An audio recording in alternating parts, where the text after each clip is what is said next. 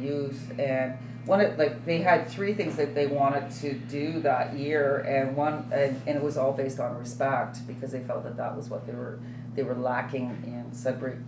And out migration is a huge problem in Sudbury. So to keep young people here, get them to go to university, college, blah blah blah, stay here, they needed respect, and they felt that they were being put down by a lot of by people just in general.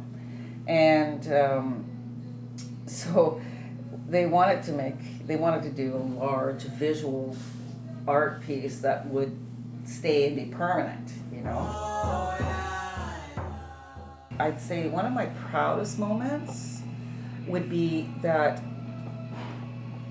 a group of young people approached me who had been involved with Myths and Mirrors for me to be the lead artist on their project. And I thought that is really good. That's a really good transition. That's awesome. And that was the pedestrian walkway. And mind you, they wanted a huge project, which was great. The mural there is 3 times the size of the Respect mural, but because it goes through the walkway, you don't have that concept of it being so large.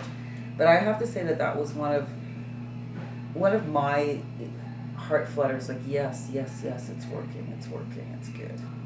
And it's a pretty scary walkway, and everybody said they loved it.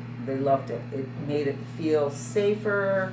They enjoyed seeing the woman at the end, and they had this goal, and it's poignant. It's poignant, the message there too. The What Lies Beneath project was a mural about water awareness. I met up with Winnie and Debbie, who sang beautifully, and her powerful voice with the Moon Lodge drummers just rang through the underpass. It was incredible.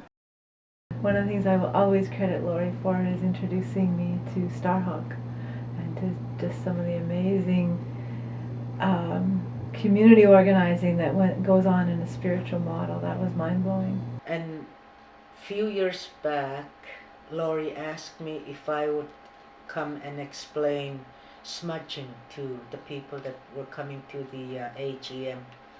So and I can't remember when it started, but almost every year since then I've come in to do an opening. Having Winnie do the smudge at the top of it definitely was a sign that I was in a place of conscious people. It is important to be connected to the Native community. I've always felt a part of Myths and Mirrors because I was on the board.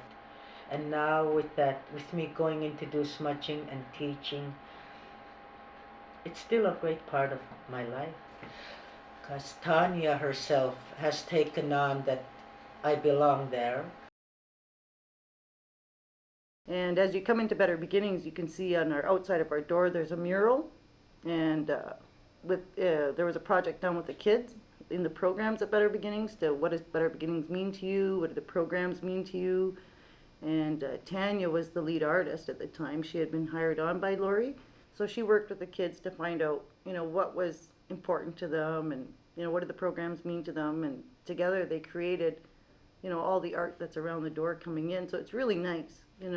She is excellent at allowing other people to find their way with these things without getting in the way, and that's the wonder of her is from the outside you'd almost never know that she was the magic hand making it all happen. It's just been, I don't know how she does it. She tirelessly goes on, and Myths and Mirrors is a fantastic program. She's managed to pull off something which very few people have been able to do. She spent the last 15 years or so doing work that she loves to do, and it all seemed to have come together quite organically in a natural way, even though I know that's an illusion, that she has actually really worked hard to try to make all that happen, to keep it happening over the last couple of years. So my hat's off to her. I think she's one of my heroes. She's been one of the great instigating personalities behind agencies like Better Beginnings, Better Futures, Geode, as well as Myths and Mirrors. Every couple of years we try to do community consults and get input, and try to assess the interests and needs of the community and what's happening, and really develop our goals and objectives around that, and I think that's really important, is to keep on focus with what's happening in our community. Working with youth has always been, of course, a core piece of the work that we do. And of course, one of the big important ones we did was around the belonging thing, where we got a 3-year grant from the Trillium Foundation, which was a very generous grant. And that allowed us to open up a downtown place where Tanya was doing wonderful work.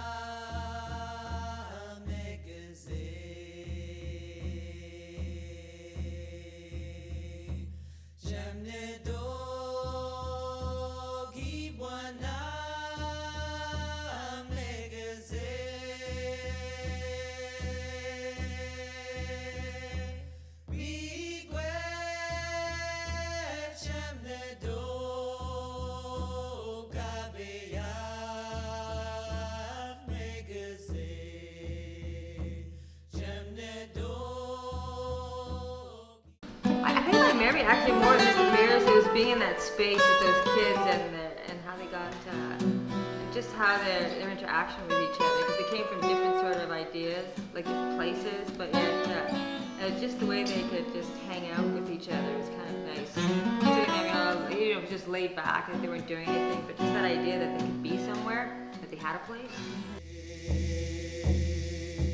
Made a mark with the New Life celebration a few years ago, where you helped give a voice to teen mothers, and they were able to express themselves through art and able to showcase what their accomplishments were. Gave them a place to express who they are and what they stand for, to be respected in the community as young parents.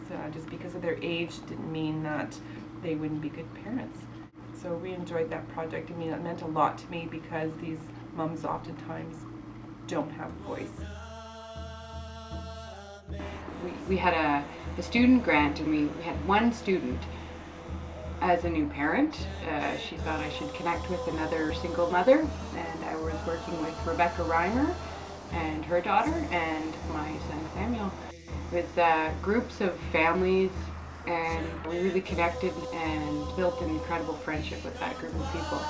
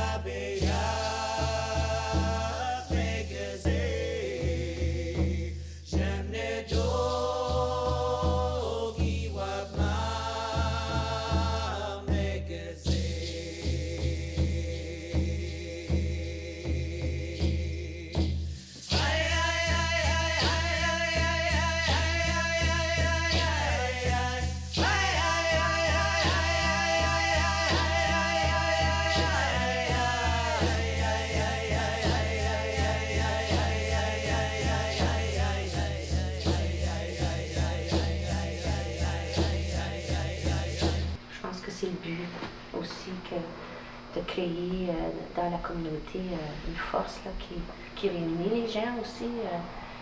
Anyway, what it really spoke to me about was, you know, how important it was to have a space to be able to be creative, to be able to put into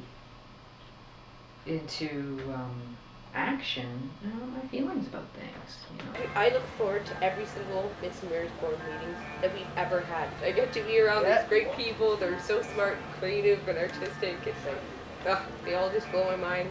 And I get to just sit there like I belong. And I miss those times. It's like every every Wednesday we get together and like drive around and take I always wanted pictures. to come.